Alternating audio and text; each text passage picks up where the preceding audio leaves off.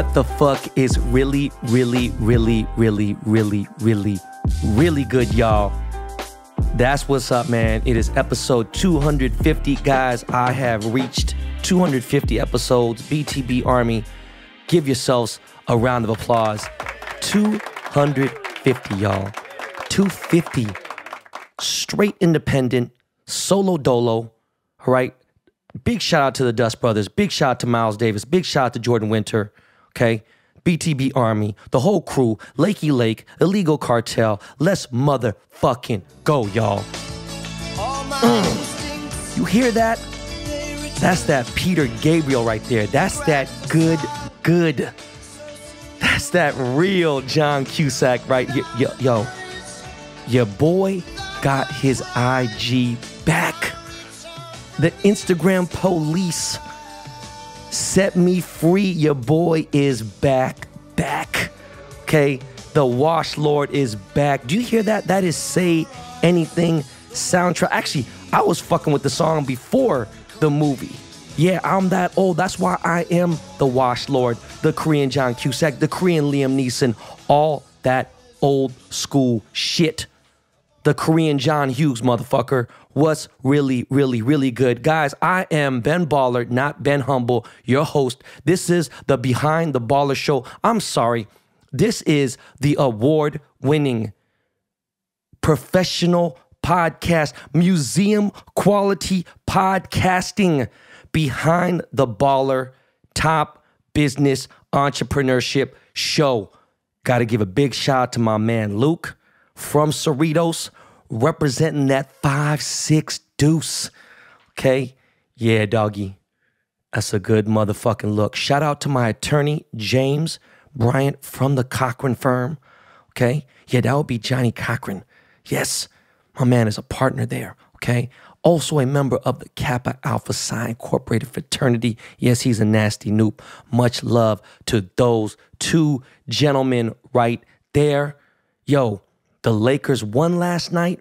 Big motherfucking win. I was sick when watching that ankle hit that 90 degree. But yo, we needed that win. Look, I got to give LeBron all his flowers, all his propers, the whole nine. Y'all can flame me. Y'all can say whatever you want to.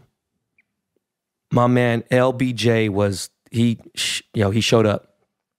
Dude look, man, I don't care. All right. Look, it's a lot of shit going on right now. Okay. Episode 250. Yo, you motherfuckers who gave up, and don't talk to me about shit. You don't know what's going on behind the scenes. You don't know what I own, what I got, and whatever. And someone's like, yo, what the fuck are you talking about? I'm talking about BBDTBC. Ben Baller did the blockchain. Guys, I'm not jumping into that Discord. We're going to figure out a different way to get shit cracking. I don't need to jump in that Discord. I don't need to get into anything, whatever. There's things that are meant to be. And the thing with the NFTs are forever, y'all. This is the tortoise versus the rabbit. All right. If you don't know the story, make sure you put your right or your left hand out, whichever hand is swifter and stronger, okay? Make sure you get about 4 ounces of baby powder. Be very, very liberal with all the baby powder. Pour it into that stronger hand and slap yourself. Motherfucker, non-fungible tokens are for life, okay? About to make a motherfucking resurrection in this bitch. I'm making some in real life chains. I got a lot of shit going on, though. I ain't gonna lie. That IG being down fucked me up. It really did. Y'all don't even want to know how much that motherfucking shit cost me to get back. And it ain't nothing. It's all good. It ain't like I'm celebrating because it's like, yo, it changed my life. I told y'all, I was already shifting away from it. And it is what it is. There's some shit that's going on. I'm going to keep my partnerships. It's a lot of weird energy in the world. Look, man, I'm going to stay focused, right? It's the President's Day weekend. What the fuck's going on this weekend? All I know is it's a fucking 4-day weekend. All right, well, 3-day technically, right? We going to jump in the motherfucking K-Town Explorer, me and the Yang Gang, and we're going to just, vibe out. We got a new member of the family. You already know, Biggie Smalls. Yes, the Bernadoodle. You know, we're just going to go out and we're going to vibe out. And this is, you know, nice. And then next week, it's me and my wife's 10-year anniversary. I'm going to give y'all an episode on Thursday. I'll give y'all an episode this coming Monday. But the following Monday, miss me. Mrs. Yang ain't having it. She just won't. You know what I mean? But look, I'm back 2 episodes a week. We here.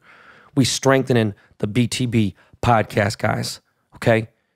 So check it out. We got a special episode today. We got my man Billy Markus on Behind the Baller for the second time. This is the co-founder of Dogecoin. He is the most vocal. This guy is a solid motherfucker. He is obviously the leader of the Doge army. He's a very, very good dude. Gets a lot of shit here and there, whatever. And he likes to block people. Just like me, I love to block motherfuckers. It just gets people. Some people are like, oh no, you could go see this shit. No, dog, I'm not trying to, man, dog, go create a different account. And people do, by the way. People get mad and whatever. People make up all kinds of shit and everything. Oh man, what are you talking about, man? You ain't won no war, blah, blah, blah. You ain't fucking top business.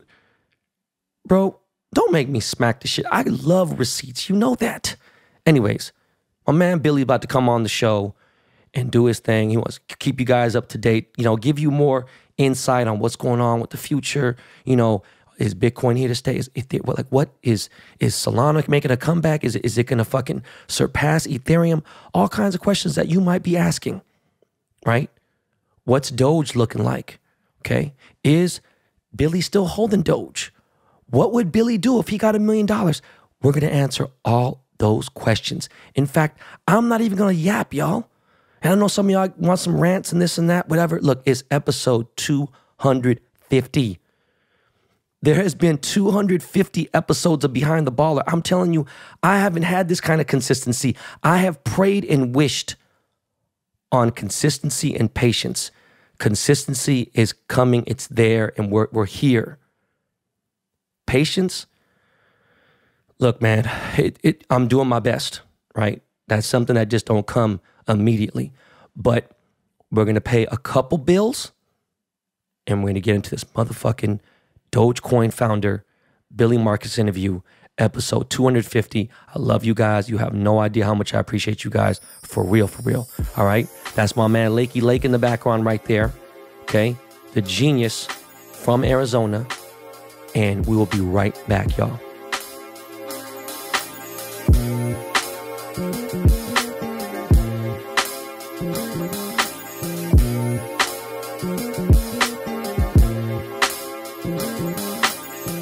Most probiotics don't work. If you've ever struggled to find a good brand, here's why. To be truly effective, a probiotic must survive the trip from your mouth to your gut. The majority of probiotics, even the special refrigerated ones, die in your harsh stomach acid well before they get to where they're needed. That's why I'm a fan of Just Thrive Probiotic. Their exclusive strains are designed by nature to put up an armor-like shell when conditions get rough. In fact, studies have proven that Just Thrive Probiotic arrives 100% alive in your gut and ready to go to work. That's what makes them so uniquely effective at controlling gas, constipation, and bloating, and providing much-needed immune support. Their vegan, non-GMO, gluten, dairy, and soy-free formula can even support beautiful skin, better sleep, and easier weight management.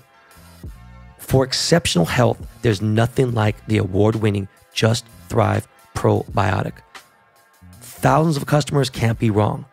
Make this your year. Support your immune health with Just Thrive.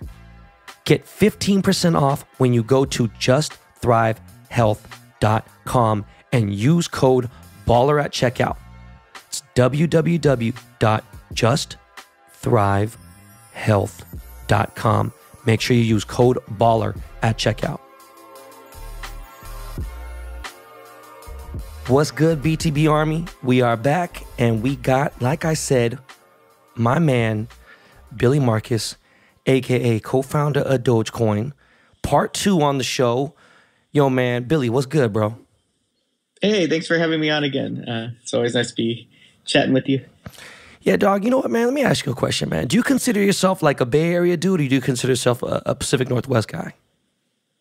I've been here for long enough now that I don't know, I kind of feel more Bay Area. Like when last time I went home, it felt a little bit more foreign to me.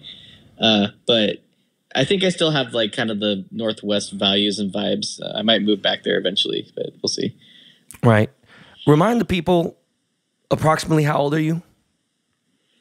I'm in my 30s. Okay, you're in your 30s, right? I just have a random question. It's not even on my list of questions. Just thought about it right now. What does Silicon Valley mean to you today? Like, what does that mean? I don't like the whole Bay Area is just like, you know, tech capital, where a lot of like startups exist, where a lot of tech exists, where a lot of companies, like tech companies, are really popular here. So I think that's kind of what that means to me in general. Man, it's like I lived in the Bay for so long. And obviously, you know, I stay out there now, and it's like Silicon Valley, it just doesn't hit me. But I'm not in tech though either, you know what I'm saying? It's just such a weird thing. Anyways, bro, look, thank God crypto was kind of like back. Like right now, I'm good with where it's at right now. You know, I'm completely fine with where it's at. I feel like it's in a good place. Every single coin is kind of doing what it needs to do. I mean, of course, I'd love Doge to be above a quarter, you know what I'm saying? Even above 30 cents. But look, you know, we can't fucking just sit here and pick about stupid shit. But, so, you know, I looked at my timeline every morning. I have a few people that I follow that are around my age or older. I'd like to think that because I have a fan base of from 16 all the way to like, you know, 50, whatever. But my core fan base is probably like 25 to 38. You know, it's real, but it's very wide. What I'm trying to get at is I see the standard bank account holding types. Do you know what I'm talking about? Like, I know you're only in your 30s, but like, you know, we didn't have too much to invest in besides like mutual funds and like stocks and bonds. You know what I'm saying? Like, it's just, there's so many different things with hedge funds and all kinds of shit. And why do you think these older type people, closed-minded, standard bank account holding type dudes, right? Why do you think these people have so much skepticism about cryptocurrency? So I actually think it's probably healthy to have skepticism about cryptocurrency. I'm actually a cryptocurrency skeptic. I don't like necessarily think it's bad or anything like that, but I think the space is very complicated. It's full of a lot of scams. Not everything is a scam, but there's a lot of scams going on. And so like, I think if coming from like a regular world where you're used to like stocks and bonds and all that kind of stuff that's, you know, well known and safe, and having this like kind of upstart world that's trying to reinvent everything, I do think it's healthy to look at it skeptically at first, and then, you know, dab your toes in it if you're interested, instead of, you know, going full ham and jumping into it. But that's my opinion. I'm more conservative about that kind of stuff anyway. I mean, like, look at like someone like Warren Buffett. He don't need to invest a fucking single dollar in this shit. He don't need to be heard any kind of pitch. No, I'm being serious. It's like, why do you think this guy, you know, he really always tries to, he tries to convince other billionaires to donate lots of, you know, millions, if not billions, to, you know, research, whatever bullshit. I mean, who fucking knows where the money goes? You know, really, like, it's crazy. Anyways, can you do me a favor?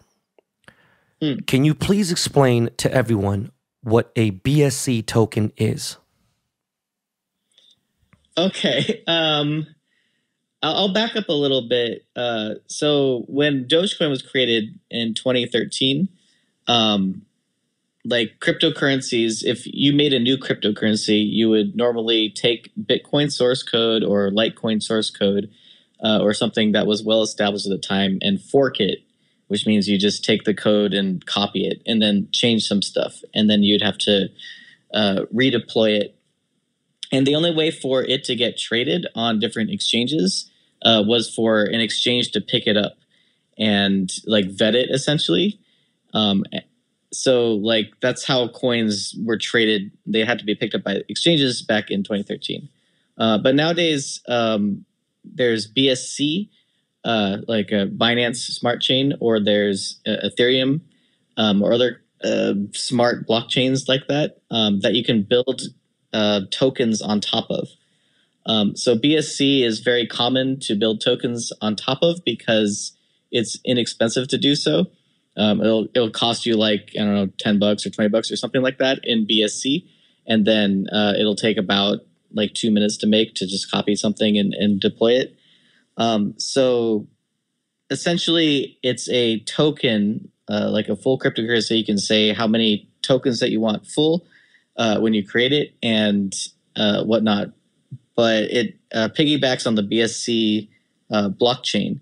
So it doesn't have its own blockchain. It uses Binance Smart Chain to do all its transactions and stuff. So if you want to send any amount of it, you have to pay a gas fee in BSC coin to send it around. I mean, realistically though, I remember when SafeMoon was the craze, and honestly, me and you were barely even. I'm sorry, we weren't even talking then. This is a Dogecoin rise. You know, I'm talking to Mazi, right? I'm talking to Rise. He's telling me about SafeMoon. I'm fucking having to go through all this shit. I'm like, God damn, this is like this is a movie. To download this one app, to do this, and this, and it was like crazy. The way that, you know, have you ever used Bitmart before? I haven't used Bitmart, no. Okay, it's like a shit show. It's like a wild fucking, like a swap meet stock exchange where like you're buying right then and there, you're selling right then and there. It's crazy. It's so much more stock exchange-ish than any of the main platforms as far as like, you know, Binance or fucking crypto.com or anything. Now, when you explain BSC token to me, right, and I'm thinking like, look, and you know what? I hate to say this, but it just is what it is. You know, something like Ascoin, right? Let's say I bought $1,000 worth of Ascoin. Technically, if Ascoin was at 10 cents, I should get 10,000 coins, right? Just for, you know, for argument's sake. But because I'm paying that stupid ass fee, I'm losing like 10% every time I buy. Do you know what I mean? Yeah, so like token. So SafeMoon popularized this. A lot of tokens have a tax essentially. Yeah. So that every transaction, like 10% or 15% or 12%, goes to some centralized place. Usually, it's the developers who made it to kind of do whatever they want with it. Bullshit. Yeah, they'll say it's marketing, but like it really just makes the token unusable as a currency, because like why would you ever use a currency exchange for, you know, like 10% of it goes to someone else whenever you use it? Like that's kind of nuts. So I don't know. It is what it is for those kind of things. No, like, no, you can fuck kind that. of see what they're for. Fuck that, Billy. Don't try to be politically correct right now. Listen, bro. Listen, I'm being serious. Think about this, right? If you've ever been a part of like Pola, Herbalife, any sort of multi-level marketing, you know, 2x2.net, all that kinds of shit. Technically, if you really like look at it in its raw form, if you look at that process, that's a Ponzi scheme in a certain way, wouldn't you say? Or I'm sorry. Yeah, I'm sorry. I know it's a very strong word, but what I'm trying to say is eventually when the top guys want to get out, bro, the bottom guys are fucked. Yeah. So when you make a BSC token, you start with all of it. So like Dogecoin, when it was created, I started with none, and then I had to mine. And we released it fairly, so everyone mined at the same time. So it's not like I got every single Dogecoin that would ever be made right away. But these tokens, like you make it and then you have all of it. So it's completely centralized then, and you have to do weird stuff like airdrops or you know, giveaways. A lot of times they will pay influencers and say, hey, can you go shill this? I'll give you all of these tokens, and then you just say how great it is.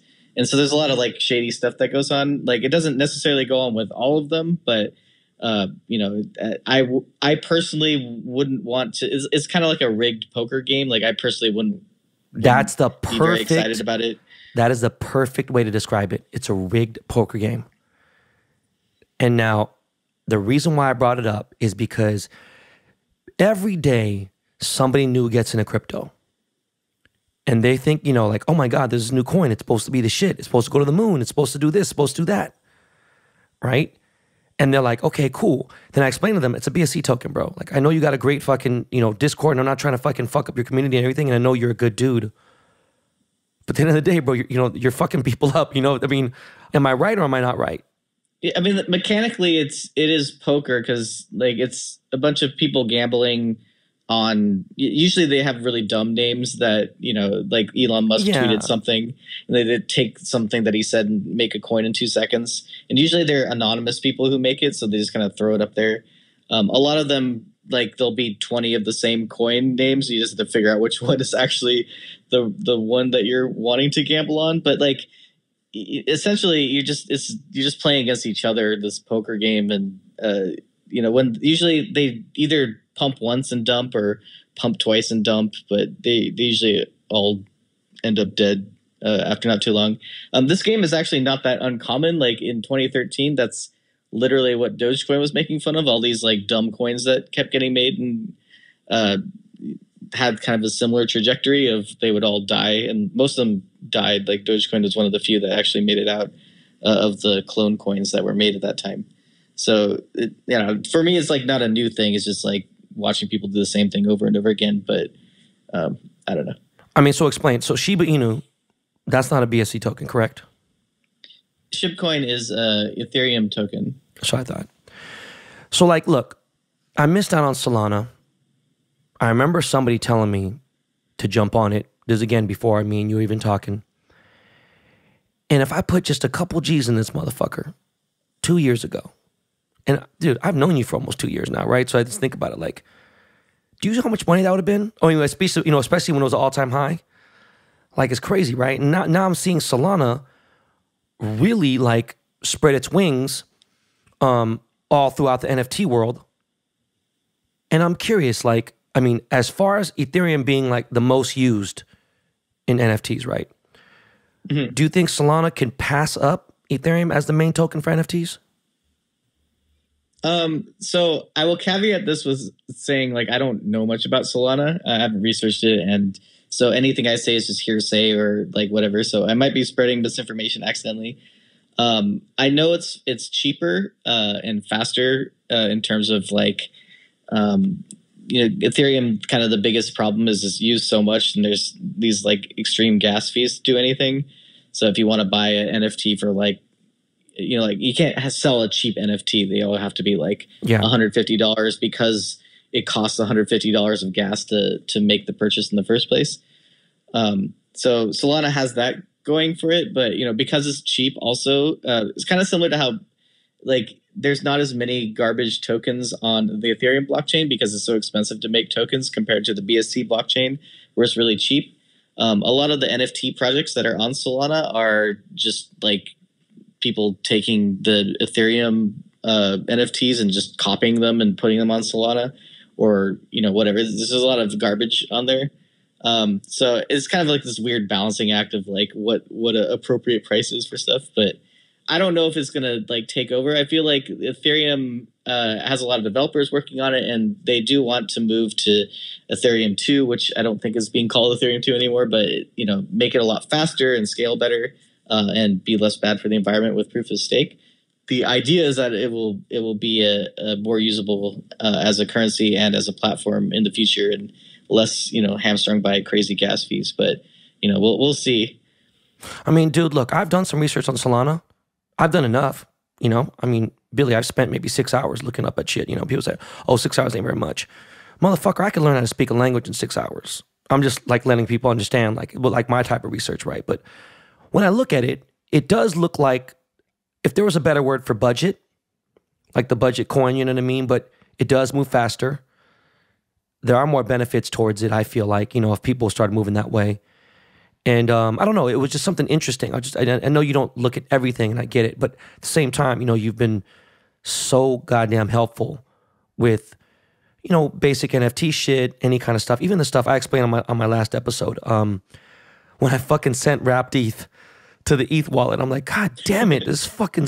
oh, man. The thing is, when I spoke to the customer service people, they're like, this has happened so much, it's driving us crazy. By the way, it was only $150 to get it resent back to sender. Oh, nice. Yeah, I'm glad that worked out. The question of the day: why are gas prices so fucking high? Like, really, I'm being serious. So gas prices are related to so there's competition to put your transaction onto the blockchain.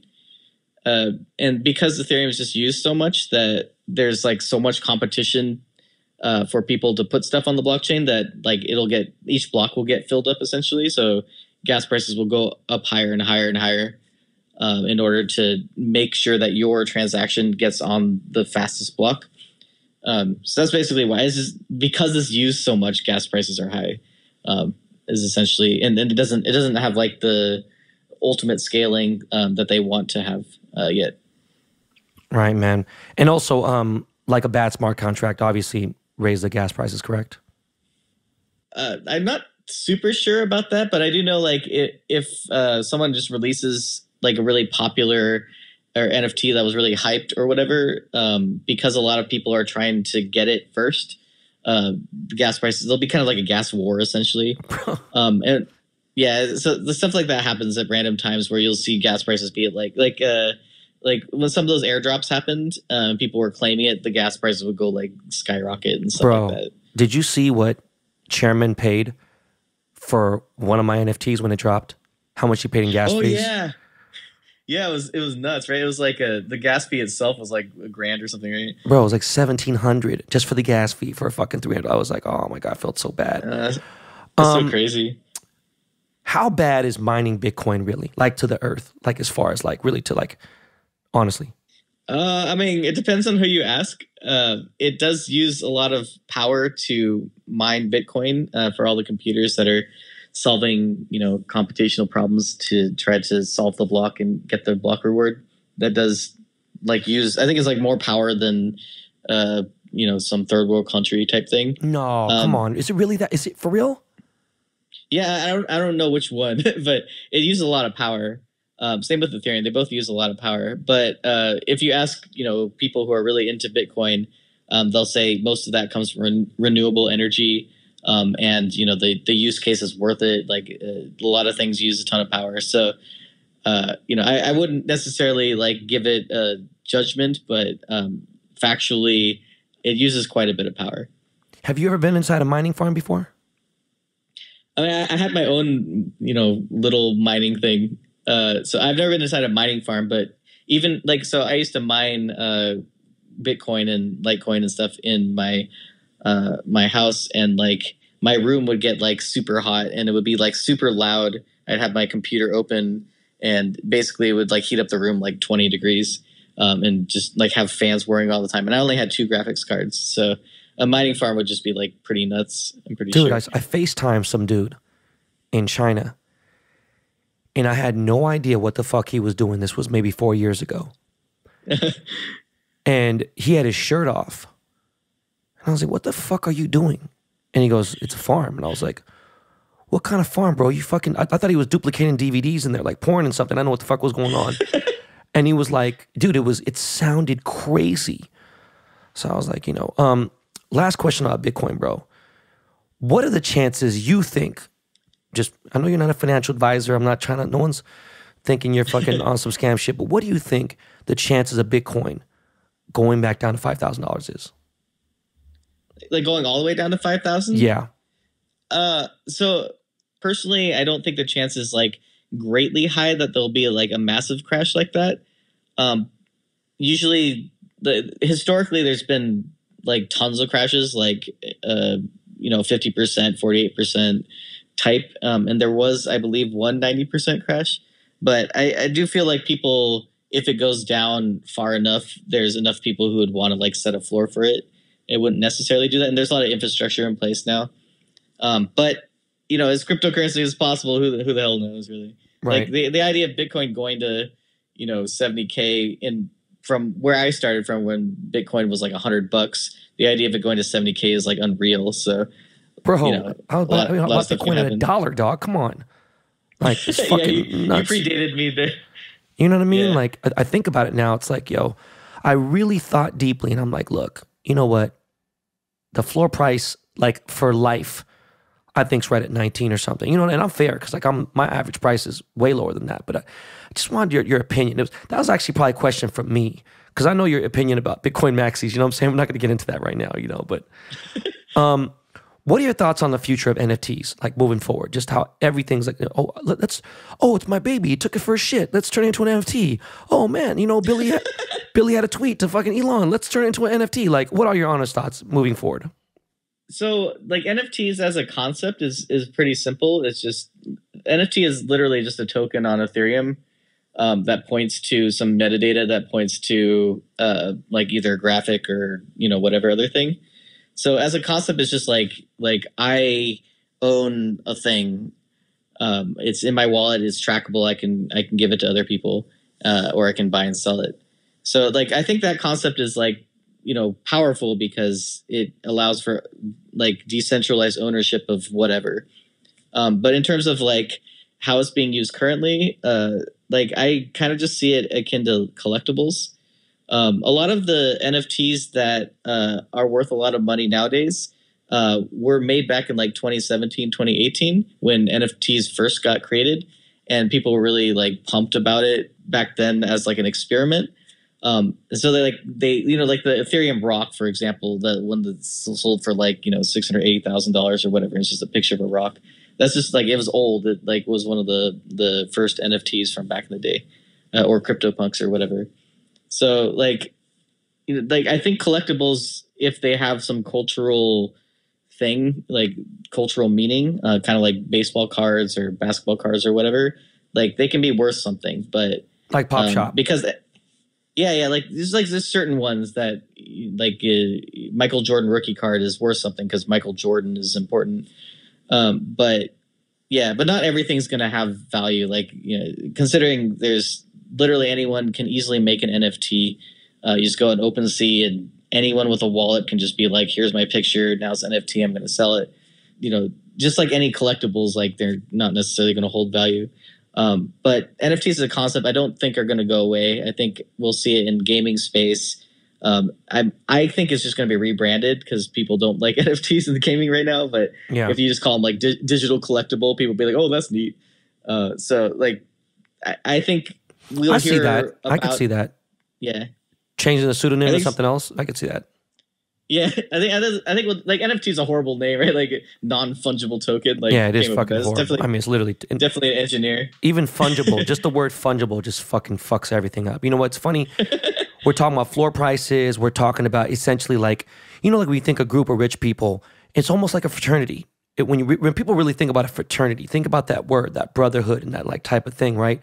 I'm just curious, like, what are your thoughts? Like, and it's also a lot of marketing. What are your thoughts about these big giant NFT companies like Bored Ape, you know, and they're gifting allegedly, you know, like, okay, they act like they don't because it comes from like, the fuck is that thing called? Something fucking Cloud Money or MoonPay. And it's like these guys gift celebrities, big celebrities, gift them like a $200,000 NFT to keep the floor price high. You know what I mean? It's like, what are your opinions on like, you know, these big companies keeping it amongst each other? Of course they do. There are people out there like, oh, I want to buy in. Fuck it. It's going to go up. It's going to go up. And it's like that marketing shit. You know what I mean? It's like, you got these dudes. Like, for instance, guys will give me a $5,000 pair of shoes. But there's a ton of people that go out there and want to buy them. You know what I'm saying? I got them for free, though. Yeah. So there's a lot of shady stuff that goes on in NFTs where, you know, like kind of similar to the shit tokens or whatever, like the Bsc tokens, where like anonymous people hype up and like pay influencers to hype up their collection, and then like sometimes they even just buy their own NFTs to like make the floor price grow up and stuff like that. So I personally don't like that. I think it's pretty shady. In terms of like, you know, if someone gets gifted an NFT and says this was a gifted thing that I got, like that's okay. Like if an influencer is like, you know, following the law and saying that, you know, this is an advertisement, not just being like, you should buy, you know, whatever this NFT is because it's awesome. And these guys aren't saying that. They're not saying they were gifted. They're not saying to go buy it either. They're just basically promoting it. You know what I'm saying? Like it's just, it's a weird thing, you know, and I'm just, look, and I know people give me shit about it, whatever, you know, because I know some really good people, really, really good people that have been in NFT space. They're really, you know, they just known it, whatever, boom. Like obviously Gary Vee is kind of like grandfathered in, but some of these people that own these Bored Apes, bro, it's like, come on, dog. You know, like there should be a clause where they say, you know, that they got them for free. But it's like, dude, they're just basically, it's like exchanging wallets just to keep the fucking floor price high. Yeah, it's kind of weird. I don't like in terms of like just like marketing. I understand like, you know, if you have a dress and you give it to someone on the red carpet and they're showing off their dress, then that is good marketing for the dress. But in terms of like NFTs and like fake buying stuff to keep the floor price high, I don't know. It's Bro, kind of iffy. Stop being PC, dog. It happens. You know what's happening right now. Yeah, and there's a lot of whack stuff that happens in every part of crypto. No, like, I mean it's a very toxic place. Even though I think that the community in general, as far as like people, I mean, they're very supportive. They're good people. You never know because there's so many different. Like, look, when I'm talking to some of these guys with their Dogecoin and their name that I follow, because look, when I follow a Dogecoin account, if you're not following them, I won't follow them. I just won't. I feel like you've done at least a little bit of due diligence, you know what I'm saying? And be like, all right, this guy's cool. Then I find out the guy's a doctor. When, I mean, obviously these people, some of these people have regular jobs, whatever. I mean, Uncle Chad, such a positive, great guy. Even if it's like, Chad, go fuck off. I hate that team or whatever. He'd be like, come on, man. Like, he's just a good, positive guy. Like you can't, how could you get mad at that? He's just always, he tries to be in a good mood all the time, right? You know what I mean? Mm-hmm. Shifting gears, what was it like waking up and seeing that Elon Musk followed you on Twitter? Oh, that was wild. I was like, oh man, Elon Musk followed me. And then now I feel like I just get more followers. I'm assuming just like if Elon Musk follows you, then you get recommended to more people or something. So that like I just get a bunch of followers every day. I'm like, cool, I don't know who any of these people are. Right. Have you guys ever had any interesting talks that you could talk about at all, or is it just pretty much basic shit? No, not. I mean, we don't message each other or anything. Like he messaged me a couple times about some Dogecoin related things, but otherwise, like, I kind of just want to let the man do his thing and, not bother him with my insignificant stuff. I'm sure he has bigger fish to fry. What's funny is one thing about you I love is that you definitely kind of just stay like in your lane. You don't try to bother people, whatever. I'm not saying you would ever bother me. I'm just saying it's Billy, you're a stud, dude. You're a rock star. You know what I mean? It's not a big deal. It's all good. I'm sure if you want to DM and be like, yo, bro, hope you have a good day today. I think Elon be like, oh, shit, that's cool. I mean, I'm being serious, like I've had my little talks with him, and it's like, all right. And tell you the truth, yeah, dude, he's, there's awkward silence. I was at SpaceX today, actually. It's kind of crazy. I didn't realize how much he's at SpaceX, like right there in LA. Right by LAX. He's there 3 times a week, bro. I had no idea. His jet flies in and out of SpaceX because the airport's right there at SpaceX, Hawthorne Airport. It's like that jet goes back and forth 6 times a week. Oh, dang. Yeah. Well, I'm saying like, okay, there and back, that's 1. There, so 3. You know what I'm saying? Like there's like 3 round trips. Anyways, do you believe we will someday soon be able to walk into a McDonald's and pay for a Happy Meal with Doge? Like not going to anything else, just literally just paying with Doge. I don't think so. Like not anytime soon. Like in my opinion, Doge or McDonald's is just such a large company and has franchises everywhere. It would be really difficult to make a big decision like that. I know, like just simple things like McDonald's caused a run on like tomatoes at some point back in the day. Like their decisions make a big impact on things. So I don't necessarily see it happening anytime soon, but I do know that McDonald's is, they like trademarked a bunch of stuff. They have the speculations they have plans to go into the metaverse. So I could imagine them being more crypto friendly or just, trying to explore virtual worlds and, cryptocurrency is a part of that. So I have hope, but, not in 3 months or something. Right. Is there really a Grimace coin? I didn't even look into it. There's like 10 or 20. I don't know which ones are legit or not. I mean, actually, none of them are legit. They're all garbage. But okay, I don't know. I hate that they replied that way to Elon. I was like, yo, you guys had such, even if it was a joke, a meme, you guys had such an epic fucking opportunity, and they just let us down. And by the way, where the fuck did that rumor start that that Doge was going to be in the McDonald's commercial? Like, where the fuck did that even come from? I don't know. Like, so I mean, it all started back when Elon said something about that, if you film me eating it, or if you accept Doge, I'll make a commercial eating a Happy Meal or something like that. And that's how like everything started. And that's how the Grimace coin debacle started also. But in terms of like where the next rumor came from, like all that happened was like McDonald's tweeted something about like getting excited for their Super Bowl commercial essentially. And Elon Musk, like, I think he just made like a sex joke and like tweeted like the sweat emoji or whatever, like because they said like something big is coming, and then Elon Musk. Oh, I didn't see that. Okay. Yeah, so it's just like this dumb, like, shit post. Like Elon Musk's probably pooping while doing it, right? And then like, I don't know how that turned into like, oh, whatever they're saying must be related to like a Dogecoin thing, and then people just kind of ran with it. And it was like, why is everyone getting so like this is coming from nothing? This is like just pure pointless speculation. So I was kind of annoyed that people were like so angry afterwards. It's like, well, you guys made this up. Like this has no basis in reality. So why would you be mad at something that didn't happen that made no sense in the first place? You know what's funny is McDonald's marketing is billions and billions of dollars, right? When they said something big was going to happen, and their timing couldn't have been worse with how much negativity is going around Kanye. And it's like, I got stopped by fucking TMZ yesterday. You know what I'm saying? Like they stopped me at the copy shop. They're like, yo, what's going on with you and Kanye? Boom, whatever. But it's like, there's all this negativity going on.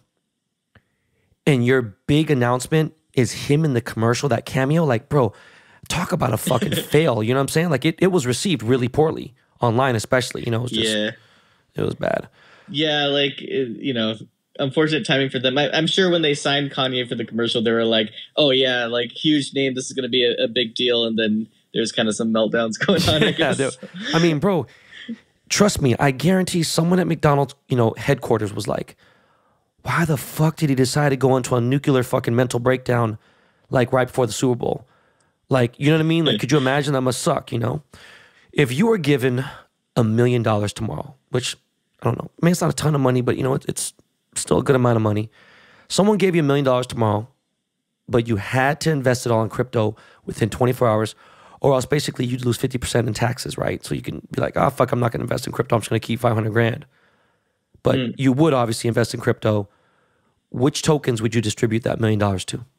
If I was just gifted $1 million to buy cryptocurrency and I had to buy it, I would definitely buy Dogecoin, just because, like, I think everything is like, of the top currencies, everything's, relatively stable right now, or stable for cryptocurrency. So I'd probably go all ham into Dogecoin. I love you, bro. I love you for that answer. No, I'm being serious. I really do. Like, let me ask you, you think $1 million purchase would drive the price up right then and there? Would it move? Not really. There's billions of dollars of transactions every day on Dogecoin and most cryptocurrencies. So $1 million wouldn't really move the needle that much. Yeah, it's funny. When I was talking to my boys who work with Elon, they're like, there's no fucking way he owns less than 1 billion Doge. There's no way. Because he's like, he doesn't do anything small. He doesn't like, besides like his little, 200 square foot house that he lives in, he doesn't give a shit about, whatever. As far as like investments, I mean, dude, he has bread involved, so I know he has a lot of money in Doge. Last question, bro. In a perfect world, in Billy Marcus's perfect world, where do you want to see yourself in 10 years from now? Oh, like in my perfect world, I would be working for myself and making video games and writing music and stuff like that. Writing music? I think that'd be my... Yeah, I write music, and, my childhood dream was to make video games. I'd probably live in New Zealand instead of in California. I think that'd be my perfect life, just like, a nice lake house in New Zealand and chill by myself and, working on games and music and stuff. Have you ever been in New Zealand before? Yeah, I visited there like, I guess 3 years ago. Or Auckland? Before the world, what the heck? I went all over. Started in Auckland, just kind of explored everything. Went to the Hobbit Town, did a lot of Lord of the Rings type stuff. Is so gorgeous there. And no, NZ is really nice, dude. People don't understand how fucking beautiful. Just even Australia, that whole area is just gorgeous. Yeah. It was one of those things where I came back home and I was like, just so unimpressed with. I mean, California is pretty, but you have to like kind of like let down yourself from like how beautiful New Zealand was to be like, okay, this is normal now. I mean, Sydney has been voted top 10 most beautiful place in America, I mean, in the world for like the last 30 years. So, it's not like some fluke. I didn't know you fucking like were into music like that. What type of music do you write? Like alternative, like pop shit? It's like video game music. Yeah. I mean, I don't sing very well. So, okay. Yeah. You're talking about like beats and like stuff. Yeah, kind of like, I make RPGs. So it'd be like a fantasy game, music or whatever. So you're in New Zealand. You have your lake house. Everything is good. Your health is good. Your family's good. Everyone's good. Bro, it's time to get a car. You can get any car you want. Literally any. You want $1 million? You want a Koenigsegg? You want fucking, you name it. What would you grab? Well, I mean, I'm gonna sound like a Elon Musk shill or whatever, but I would get a Tesla. I think like for me personally, I've driven in like a Lamborghini before, and I was like, this is super uncomfortable, and I don't drive fast anyway, so like it seemed impractical. But like I think Teslas are cool, and I think they're like they just have a lot of tech in them, and I'm kind of interested in tech in general, so I would probably get a Tesla. Well, the funny thing is, I mean, I own both, bro. You know what I'm saying? But like, have you been in a new Plaid yet or no? No, I've been in a Model 3, but I haven't been in any other Tesla. Okay, I'm gonna drive the Plaid up to SF next time I bring one of the kids or something. I'm gonna pick you up on the way, and bro, when you're gonna shit your pants. It is twice the speed of any Lamborghini. There's no Lamborghini even close. Like I will fucking destroy any Lambo. Like it is scary fast. Well, 0 to 60 is like less than 3 seconds, right? What, bro? 0 to 60 is like low 2 seconds. Oh my gosh. Yeah, it's that's like crazy. My shit has 1,200 horsepower. It's like stupid fast. There's a brand new video I just saw this morning of a fucking 1,200 horsepower Koenigsegg. That's one of the fastest cars. I mean, it is the fastest car in the world. And they put 4 250-pound guys, or 5, in the Plaid, and it still beat the Koenigsegg in a quarter mile. It's crazy. So, no, man, it's dope, man. Well, Billy, I do appreciate you chiming in, and, I do appreciate all the help. By the way, I've been talking to Sung a lot, from Fast and Furious, Han. And thank you for that. He really appreciates, all the help. He's actually launching NFTs now, and he's helping me with something now. And the crazy part is, I want to buy a JDM car, right? And because he's like the fucking face of all JDM cars because of the movie, right? The franchise, bro, right. He has like the ultimate plug. And I'm like a car dude, but he has a way better plug than I do for those type of cars. So like, because I connected you two, I'm going to save like 50 grand on this next car. It's crazy. He's like, even though we're boys, he really appreciate what you did. So I got to say thank you again. If there's anything you ever need from me, bro, I'm always there for you. Oh, thanks so much. And yeah, it was nice talking to him, and always nice talking to you too. And yeah, I can't wait to drive the Tesla and shit my pants. No, bro, listen, I'll let you drive it. You can get in this car. You can get in the fucking trunk if you want. If you could fit in the front. You're small enough to fit in the front. I don't fucking know. But is there anything you want to say before we get out of here? No, not really. Just, thanks for having me on. And I always enjoy talking about crypto and just being candid and stuff. All right, guys, that's Billy Markus, man, co-founder of Dogecoin, again on Behind the Baller podcast. Yo, Miles, man, let's cut to a commercial, play some Lakey Lake. There we go. All right, we'll be right back, y'all. So let's talk about Captain's Picks, because you're missing out on making some money, all right? It is such an exciting time of the year to bet and wager on sports right now. This is no cap. I'm being serious with you guys right now. NFL, NBA, NCAA basketball, NHL, soccer, live betting, guys, okay? All can be done at CaptainPicks.com. This company has myself as a partner and a captain, along with the Dust Brothers and Michael Rappaport. So you know how we get down on the podcast every damn day in these streets. We've even brought in new captains to man new sports and live betting bonanzas. We view this as investing over gambling.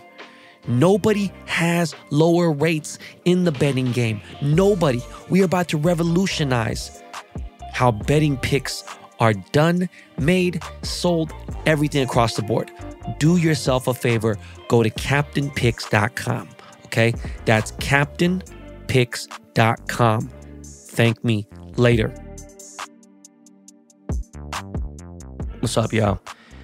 I had a conversation with Vince Staples the other day, this week, and he'll randomly hit me up out of nowhere, right? And Vince Staples is so fucking funny. He is one of the funniest, like naturally funny, naturally gifted, great rapper, fucking articulate, the whole nine, right? Dude is like hits me up. He's like, what up with it? And like, you know, he's been in crypto for a while too. Really, you know, like he's just real savvy with everything. Hits me up about random ass shit. But I fuck with dude.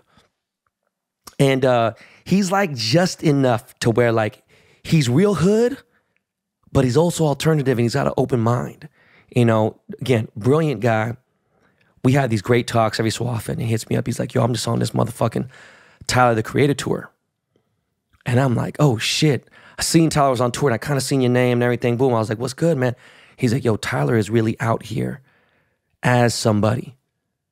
Like, meaning Tyler has really arrived. He's here now. Like, for real, he is really that dude, you know? And man, I ain't gonna lie to you. Like, you know, I'm happy. I am happy as fuck for Tyler. I am hyped. We had a good ass conversation. They're on tour right now until like mid-April or something. I think right around like, oh no, I'm sorry, early April, I think. Until like Tyler's birthday, a little bit after Tyler's birthday or something.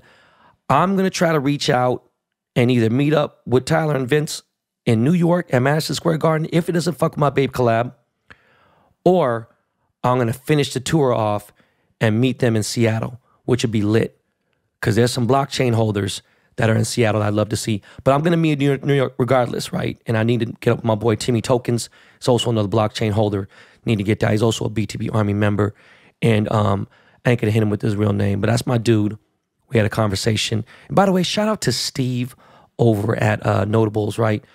He's somebody who really has been trying to put everything together, and there's been puzzles, like mixed match. And I'm not even going to get into what, you know what I mean, whatever, right? We hit some road bumps, hit some obstacles. There's some things that, you know, and I'd rather be transparent with you guys. Might be some things I'm not really so happy about, but it is what it is. Not everything's going to be perfect. That's my life. Guys, that is my life. Understand that. I'm not the dude that had the perfect record. Never. I was the motherfucker that if we're going on a life score right now and we're going on the actual record in life, I'm like 3,478 and 611. Yeah, I had 611 losses. But that 3,878, whatever I fucking number I just said, that shit is so much louder than people know, okay? Because I got to the 8 figures. I gotta just flex a little bit. I gotta let you guys know it's possible, okay? My brands, all my companies I put together, we have hit 100 M's, all right? I have fed people, you know. Some people don't like this, but guess what? A majority of my team is Korean. At, you know, one of my brands, all Korean. Work with Asians. People say, oh, man, dog, shut the fuck up.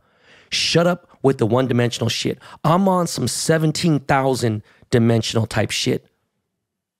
You talking 3D, I'm talking 17,000D. All right? So, I'm going to try to connect with some people. A lot of people hit me up because they saw me on TMZ, and I go to this coffee shop once a month to go visit my mom. It's a popular coffee shop. It's super popular.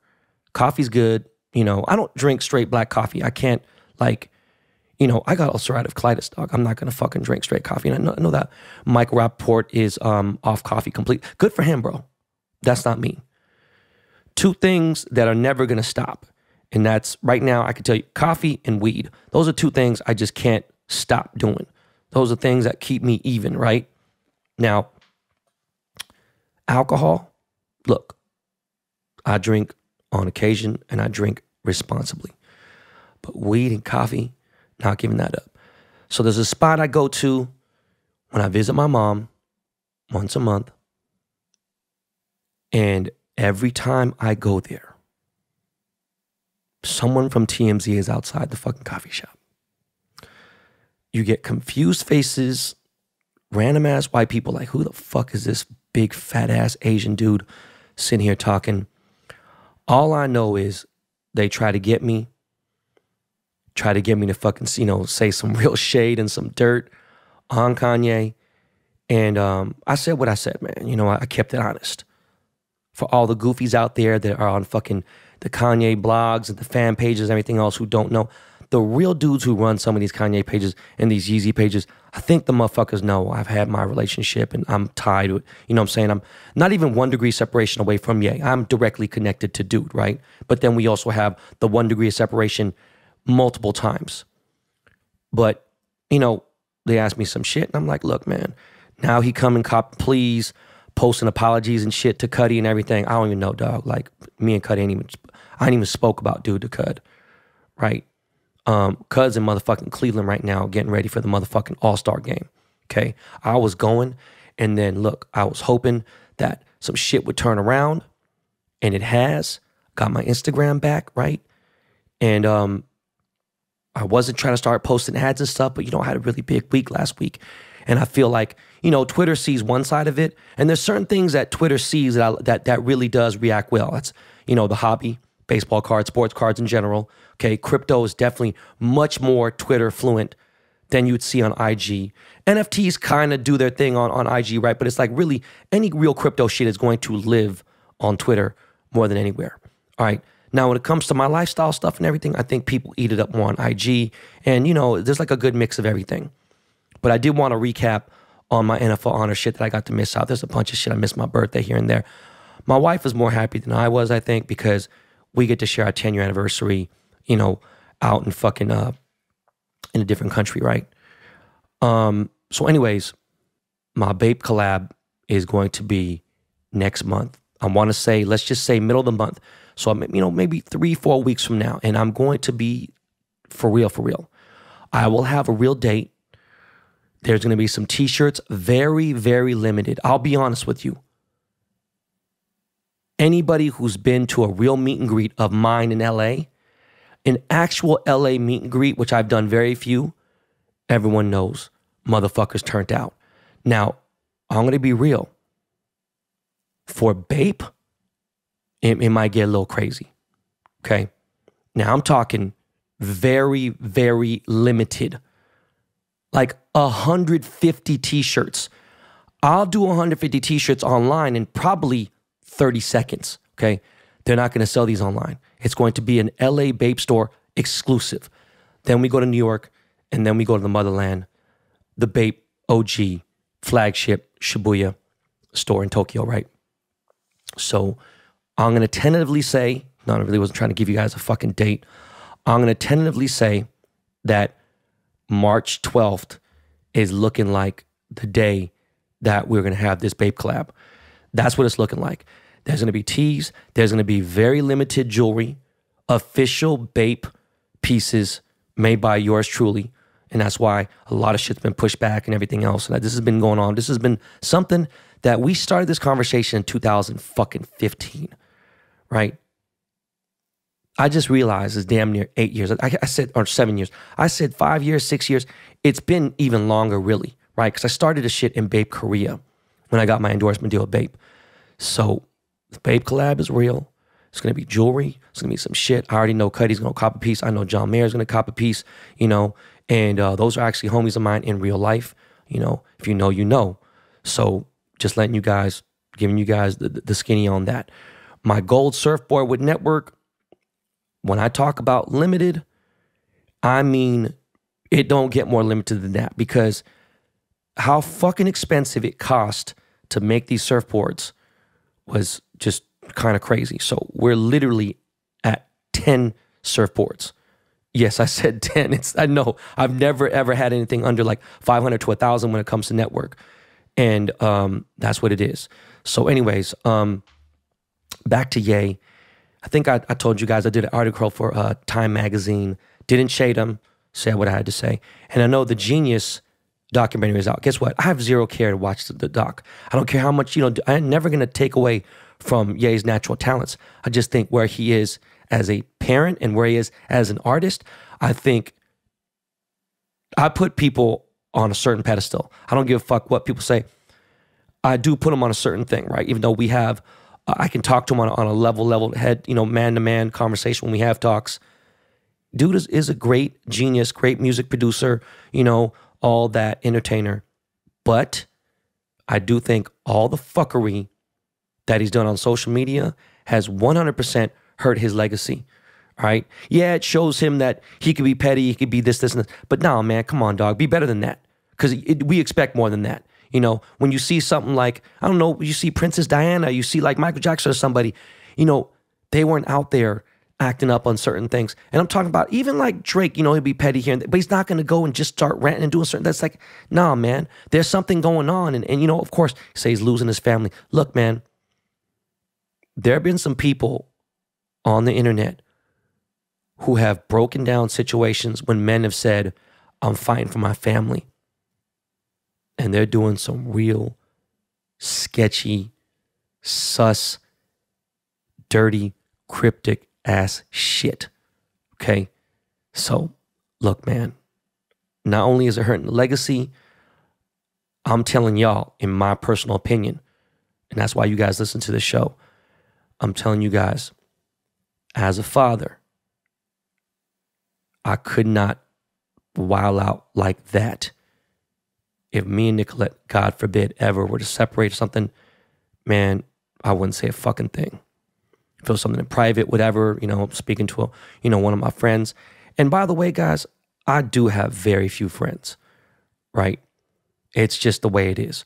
When I talk to Cuddy, same thing. We have a lot of similarities, right? When I talk to John Mayer, he has very, but you have people you tour with, you have people you trust, there's certain things.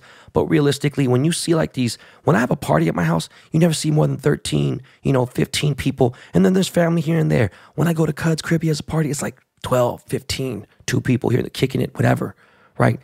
John Mayer have a fucking party. And it's like, dog, he has full-blown catering and all kinds of shit. Security, 10 people show up. It's wild, and what I'm getting at is you don't need to have a lot of friends. And especially if you're a dad with kids, look, I'm fine with hanging out with my kids. I love that. I could have my adult conversations with my kids, friends, parents here and there, whatever. Some of us have things in common. Some of us don't. Try to make it as easy as possible for people.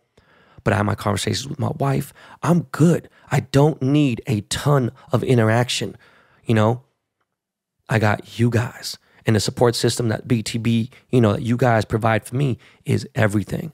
Understand that. So yeah, I'm not watching that documentary, but there is something on Netflix right now called Inventing Anna.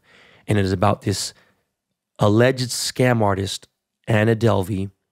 She craziest scam artist ever. Why she's praised and so different from like being a like a Ponzi scheme type person, Bernie Madoff, whatever. I wish I could describe that better to you. I just knew I wanted to talk about it.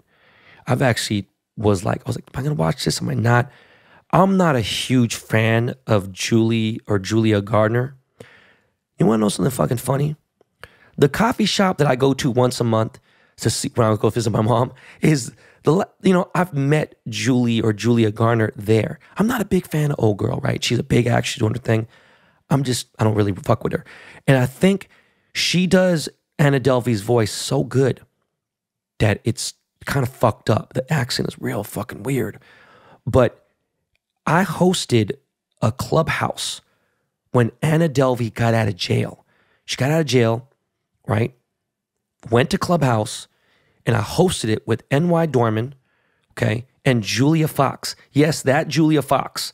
Julia Fox, Kanye West, ex-girlfriend Julia Fox, who I know from Uncut Gems. We hosted a goddamn Clubhouse with Anna Delvey, did all that. I think I talked about it on the show. Told y'all. She has the #1 watched show in the world on Netflix. She's been #1 probably since maybe, 3, 4, 5 days, whatever. To hit #1 period is crazy. So she reached out to me before my Instagram account got banned, and she was like, yo, let's get a collaboration going. Don't ask me how she has access to IG. I don't know. She's a master manipulator, they say, everything else, whatever. Show's actually really super interesting. Just the fact that you could even get into these fucking crazy situations. And I've been around so many people like that. It's sad, but it's true. Fortunately, I see how smart and how stupid some people are, how easy people are fooled. And I take that into, consideration when I'm thinking about what I'm doing in life. But I don't take advantage of people. That's not my style. But anyways, as soon as I got back on Instagram, I logged back in. My account came back Wednesday morning at 3:57 in the morning. I had already had 1,000 notifications, right? No joke, 1,000 plus. So people all over were just, I guess they're just checking, oh shit, Ben's back. People check, who knows? Then I posted something, already got 117,000 views in less than 24 hours on, you know, my first thing, guess who's back, boom. Just amongst friends, meaning DMs I have open, 117 DMs. I was just like, what the fuck? I never seen no shit like this. People hitting me up. I appreciate everyone who reached out. Some people didn't really know what was going on. I still haven't really broken it down. You guys always get the skinny on what's going on in my life. I think there's more in depth about what's going on with me here that only like my wife would know, and then you guys. That's how much I really do share and what I want to share with you guys, right? But Anna Delvey, I don't know what we could do on a collaboration level. Maybe there's something I don't know. I am reaching out to do something with Tiffany & Co. Maybe there's something there with Anna. I don't know. But crazy that she doesn't follow very many people on her Instagram. And obviously she follows me. On Twitter, follows me. I mean, she follows like 40 people on Twitter, right? And she just, it's weird. I don't know. No idea. Maybe she has heard of me from her New York socialite days. I don't know. Tuesday night, shifting gears, sorry guys, pivoting. Tuesday night, Topps launched the official kickoff to baseball card season. Topps launched their Series 1 2022 edition of baseball cards, right? And then they had their Series 1 box, which is like super limited. And I'm going to keep it a buck. Party was in LA. It was downtown, 3 blocks from my factory, from my office. And I was shocked. Like, it was lit. It was at this place, forgot what's the fucking Majestic. Anyways, it was literally in the heart of downtown Los Angeles, right? Streets I used to walk right down, not that far from the fucking Hotel Cecil, where Rich Ramirez, aka the Night Stalker, was fucking around, you know, killing bitches and doing all kinds of fucking horrid shit. It was like an old school bank type building, you know, real downtown LA-ish. When you see these lofts that people are doing downtown and stuff. But it was dope. There was like maybe 80 people. It was real. Like they could have easily had 3 to 4. They could have had 300 people, 400 people in this place. And it would have been kind of crowded, but it'd have been all right. But it was dope. They had Ryan Sandberg there. By the way, I didn't know Ryan Sandberg was in the Hall of Fame. I know he won a championship. I know he's a great baseball player, but that was lit. And they waited for him to get there before anyone could crack packs. Now, I'm going to keep it 100.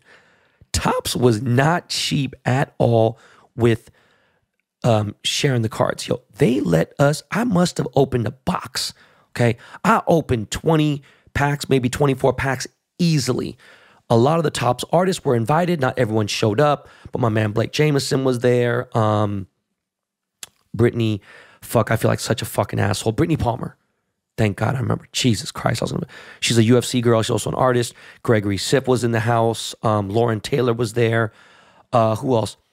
Forgot the famous stand-up comedian's name. He's an Alan Ginter. A lot of really big people in the hobby, meaning like distribution, local card shops, big breakers. They were there. Dodger fans. It was like, you know, you have to be invited by Topps. Finally got to connect with some of the Topps executives. Obviously, you know, Topps just sold to Fanatics for like, I don't know, I'm just quoting, I think it was near $1 billion. So, you know, they didn't go short. Bar was open bar.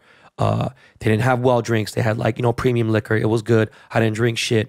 But when you walk in, they handed every person that walked in a fucking 1 of 10 auto, right? An 87 Topps throwback, you know, insert refractor. And it was lit. I got a Bo Jackson 7 out of 10 autograph. So these were all autos too. It was crazy. Couldn't believe they even had this type of shit. And then you get a gift bag. It was a Topps backpack. Inside had a breaker little display. Had like 6 packs in there. It had 1 Series 1 pack in there, which I pulled a red refractor Christian Yelich. There's a mini baseball bat. There was a pen. There was all kinds of shit. There was posters. The food was catering. There was fajitas. There was tri-tip steak. There was prime rib. There was turkey. There was desserts like a motherfucker. It was, I'm not going to lie to you, man. This was a good party, right? There wasn't like, I don't know if was there a DJ? I can't remember, but there was like cool little booths to take pictures. They're making baseball cards. You could do 1-on-1s. You could do whatever. You could do 6x9s. There was a lot of cool little shit. And I'm surprised because like I got there like around 5:30, party started at 5, and I stayed till the end, till like 9 o'clock. And I had a good ass time. I got to catch up with some people, met some people that own card shops. And it was really, really dope. And then I got to talk to my boy Josh Luber, who now is the head of Fanatics, All Sports Cards. This is the former CEO of StockX. He's an old friend of mine from Nike Talk. And he hit me up, was like, yo, what do you think?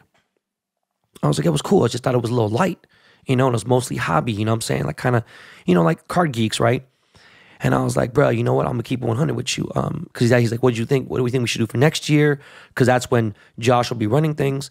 And I was like, I think we should definitely, invite some celebrities and, more influencers and like people that are cool. But at the same time, you got to keep the card geeks and the hobby dudes, the real OGs, because they have to blend.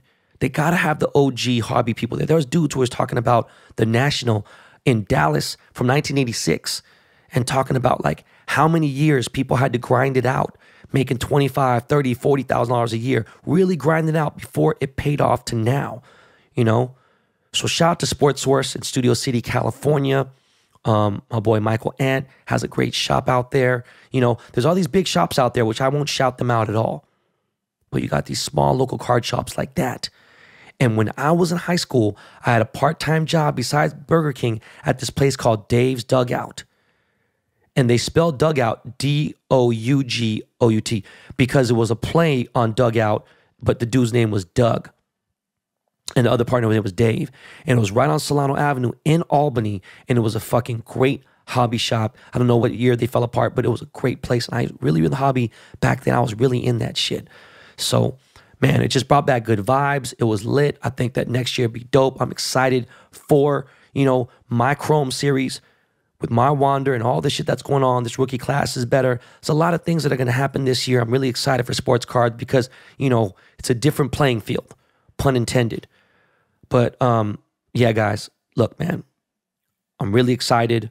I'm happy. We are doing really good right now as far as the podcast. We're growing. We are at, where we at, Miles, Jordan, fucking 13 million downloads, somewhere around there. We're doing good. And I want to take this to the next level.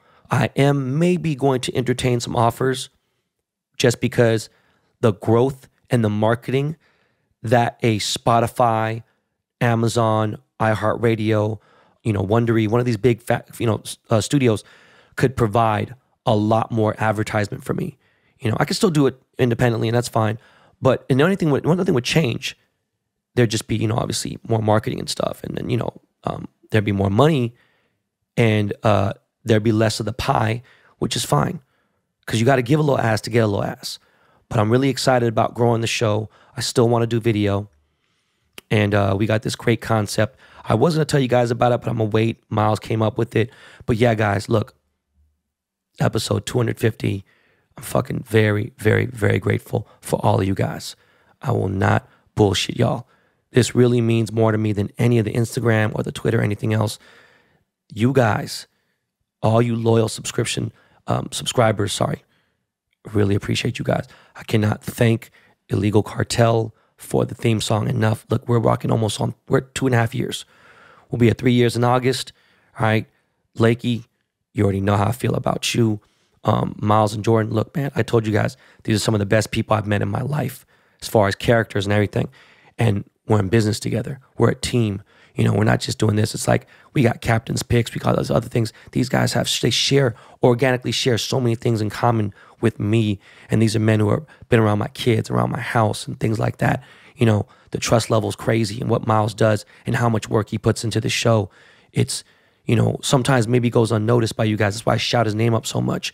And then Jordan, what he facilitates, and I fucking, he will expedite things for me. He doesn't need to. And I don't ever talk to him like he's lesser of a human.